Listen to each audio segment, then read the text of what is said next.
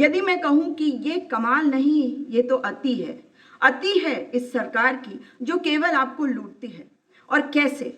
जब आप कोई बैंक अकाउंट खोलते हैं, जो पीएसबीज होते हैं, उसमें आप जो पैसा रखते हैं उसमें एक मिनिमम अकाउंट निर्धारित होता है कि उससे कम आपका पैसा नहीं होना चाहिए, वरना आपके ऊपर पेनल्टी लगेगी।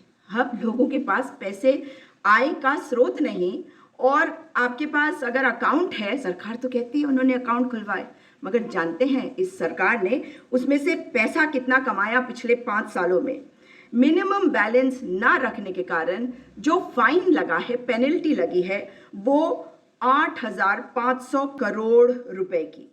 और इसके बारे में एक अनस्टार्ड सवाल पूछा गया था लोकसभा में, जिसका जवाब दिया minister of state finance Pankaj Chaudhary ji के द्वारा कि 8,500 करोड़ रुपए फाइनेंशियल ईयर 2020 से इकट्ठे किए गए मिनिमम बैलेंस पेनल्टी के रूप में। और ये 11 पीएसबीज जो हैं, Punjab National Bank, bank of Baroda, Bank of India, Punjab Sind Bank, Union Bank of India, UCO Bank, ये जो है ये पेनल्टी कलेक्ट करते हैं अगर आपकी मिनिमम बैलेंस ना हो। लेकिन Indian bank, Canara bank, bank of Maharashtra, central bank of India, वे ऐसा नहीं करते। अगर आपका मिनिमम एवरेज जो मंथली बैलेंस है उसके ऊपर कोई ऐसा चार्ज नहीं करते। मगर ये कौन सा तरीका है, खास करके उस समय जब बेरोजगारी चरम पे है, और ये सरकार इस बात को मान रही है। क्योंकि जो कांग्रेस पार्टी ने अपने मैनिफेस्टो में कहा था कि प्राइवेट सेक्टर में भी ये कहा जाएगा कि आप लोग अपनी अपनी कंपनियों में हमारे युवाओं को इंटर्नशिप पे रखे और उनको पहली नौकरी पक्की का भरोसा दिया गया था, और उसमें 1 लाख रुपए के करीब उन्हें इंटर्नशिप मिलनी थी।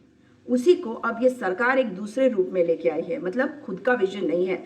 ठीक ही तो कहती हैं निर्मला सीतारमण जी कि मैं डॉक्टर मनमोहन सिंह बनना भी नहीं चाहती। आप बन भी नहीं सकती। जैसे एक भिखारी होता है ना, वो सोच ले कि वो इलॉन मस्क बनेगा तो बोलने में कुछ नहीं जाता, लेकिन वो ये कह दे कि मैं इलॉन मस्क नहीं बनना चाहता तो भी जीएसटी नहीं लगेगी उस पर। और वही दिखाया जा रहा है। जिस तरह का आप बजट लाई हैं, जो मिडिल क्लास है उनका क्या आपने हाल किया है, और साथ ही जिस तरीके से आप वो बातें कर रही हैं जो कहीं से आपने उठाया तो है, लेकिन कहते हैं ना, नकल करने के लिए भी अकल चाहिए होती है। इससे ज़्यादा नहीं कहूँगी। इस वीडियो को शेयर करिएगा और सबको बताइएगा कि 8,500 करोड़ रुपए आपके मिनिमम बैलेंस ना होने के कारण आपके अकाउंट के ऊपर पेनल्टी लगी है, वो सरकार ने इकट्ठे किए हैं।